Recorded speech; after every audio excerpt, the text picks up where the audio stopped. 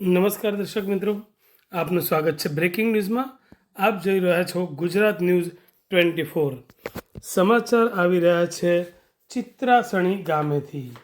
ચિત્રાસણી ગામે તસ્કરોનો ત્રાસ. ચિત્રાસણી ગામે રાત્રિ દરમિયાન તસ્કરો ત્રાટક્યા અને રહેણાંક મકાનમાંથી સોના ચાંદીના દાગીના સહિત રોકડ રકમની ચોરી કરી. અંદાજે 17 લાખથી વધુના મુદ્દામાલની ચોરી કરી તસ્કરો ફરાર. મકાન માલિકે તાલુકા પોલીસે મથકે જાણ કરી પોલીસ ઘટના સ્થળે પહોંચી અને હાથ ધરી તપાસ. ચિત્રાસણી ગામમાં છેલ્લા 1 મહિનામાં 4 થી 5 ચોરીઓનો ઘટના સામે આવી. વારંવાર બનતી ચોરીની ઘટનાઓને લઈને ગ્રામજનોમાં ફફડાટ. ચિત્રાસણી ગામે રાત્રિ દરમિયાન પોલીસ પોઈન્ટ મૂકવા માટે ગ્રામજનોની માંગ. સાહેબ, મારું નામ નરેશભાઈ રામાભાઈ રબારી છે. મારા ઘરેથી રાતે ચોરી થઈ છે. એટલે બાજુવાળા રૂમમાં સાહેબ હું ઊંઘ્યો હતો ને બાજુવાળા મારા મોટા ભાઈનું મકાને તાળું મારેલું હતું. તે તાળું તોડીને અંદર રાતે ચોરી કરી.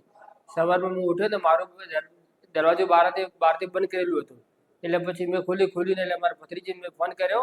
એટલે એ આવી ને દરવાજો બહારથી લોક ખોલ્યું એટલે બહાર આવ્યા. બહાર આવતા જ મેં જોયું અચાનક મારા બાજુવાળા મકાન મારા મોટા ભાઈનું કે તાળું રાત્રે મારું તાળું કેમ નથી.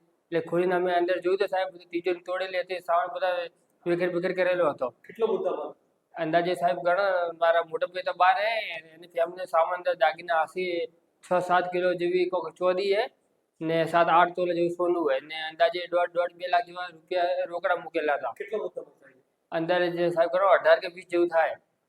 ને પછી સવારમાં ઉઠીને મારા આજુબાજુવાળાને મેં બોલાયા. પછી મારા પપ્પા અમારા રેલવે સ્ટેશન દુકાન ને ત્યાં ઊંઘી તેમને ફોન કરી મેં બોલે એ બી આવ્યા.